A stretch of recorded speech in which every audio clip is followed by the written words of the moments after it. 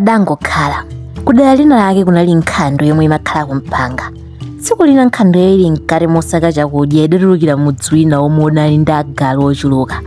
Agaluwo ataona nkhandweyo adayamba kuyithamangitsa. Kunali liwiro la mtondodoka nkhandwe kuthawitsa moyo wake.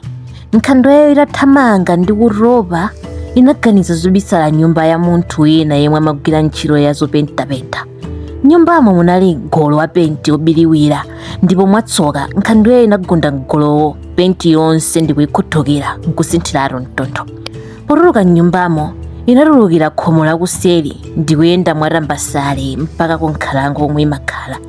Pa nthawi iyi tsopano nkuti agalu aja atabwerera chifukwa chozingwa ndi komwe nkhandweyo idalowera. Ku nkhalangowo nyama zosiyanasiyana zidadabwa kuona nyama yobiriwira ndi kumati nyama yooneka chonchi ndi yakuti. Ndipo nyama zinazo monga mkango, njovu, mphoyo, kambuku ndi zina zambiri zidayamba kuthawa osadziwa kuti zikuthawa nkhandwe. Nkhandwe idayitana nyamazo kuti zisathawe pakuti iyo yatumizidwa ndi mlengi kudzakhala mfumu pakati pawo, chifukwa nyamazo zinalibe mfumu yowayang'anira.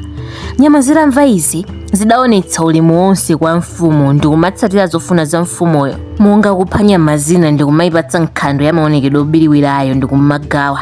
Nthawi ina yake nkhandweyo inkausa pansi pa mtengo pamene nyama zina zinkangoyendayenda pozungulira malowo. Kenako nkhandwe idangomva kulira kwa nkhandwe zinzake. Iyo idatutumuka ndi kutengeka chifukwa cha mawu a anzakewo, nayonso idalira chimodzimodzi. Nyama zinazo pakumva zinadabwa ndi kuzindikira kuti nyama yobiriwirayo ndi nkhandwe. Idangowaputsitsa ndipo pomwepo zinathamangitsa nkhandweyo kosalekeza mpaka kuyipha. Kaphuleni mbarala. Mafunso: nkhandwe idapulumuka bwanji kwa agalu olusa? Chifukwa chani nyama zina zimathawa nkhandweyo akakumana nayo nkhalango? Kodi nkhandwe idasanduka bwanji mfumu ya nkhalango? Chifukwa chani nyama zinapha mfumu yawo nkhandwe? Kodi masiku ano makangano a ufumu amathetsedwa bwanji? Perekani phunziro lomwe mwapeza mu nkhaniyi. Kodi utsogoleri umachokera kumwamba kapena kwa anthu?